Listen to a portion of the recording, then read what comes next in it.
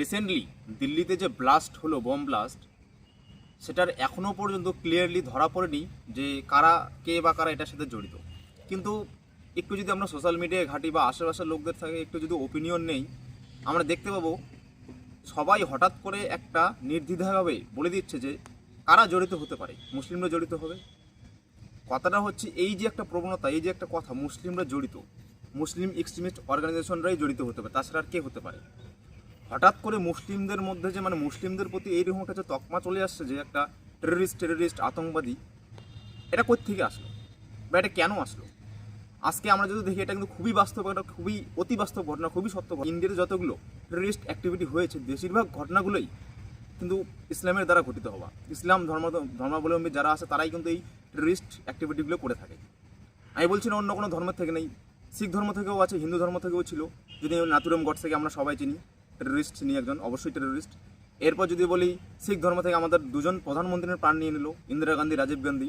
তো সব জায়গায় টেররিজম আছে কম বেশি, কিন্তু ইসলামের মধ্যে সেটা অনেক বেশি দেখা যায়। সেটা আমাকে, আপনাকে, যারা আমাদের মুসলিম ভাই দাদারা আছে তাদেরকে সেটা মানতেই হবে, এটা একদমই অস্বীকার করা যাবে না।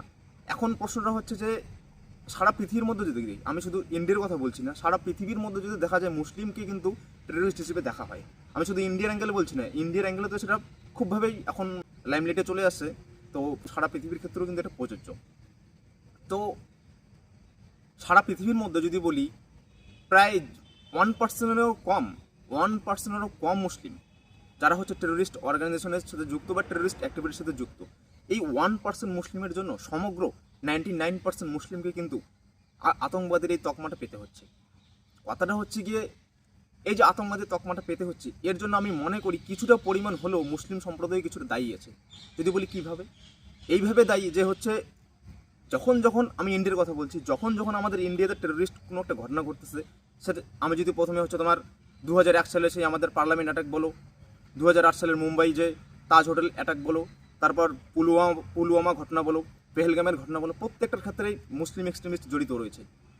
যখন এই ধরনের ঘটনা ঘটেছে, তা আমাদের ইন্ডিয়াতেই মুসলিমদের কথা ভাবে, যারা মুসলিম ধর্ম নিয়ে কথা বলে, বড় বড় মুসলিম অর্গানাইজেশন যদি আমি বলি, আমাদের ইন্ডিয়ার মধ্যে অল ইন্ডিয়া মিম আছে বা আমাদের ওয়েস্ট বেঙ্গলের যারা ইন্ডিয়ান সেকুলার ফ্রন্ট আছে, এরা কি কখনো তাদের বিরুদ্ধে কন্ডেমমূলক কোনো মিছিল বা হচ্ছে তোমার মার্চ বের করে যে আমরা সেই জিনিসটা, সেই ঘটনার বিরুদ্ধে কোনো মার্চ করছি, যে এত বড় একটা নিন্দনীয় ঘটনা ঘটে গেলো, এত বড় একটা অন্যায় ঘটে গেলো, এত বড় একটা টেররিস্ট অ্যাক্টিভিটি ঘটে গেলো, এত লোকের প্রাণ গেল কিছুদিন আগে পেহেলগামের যে ঘটনা বলে, এর থেকে নিন্দনীয় কোনো ঘটনা হতে পারে না।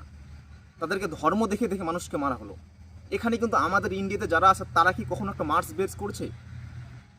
যদি আপনারা মার্চটা বের করতেন, যদি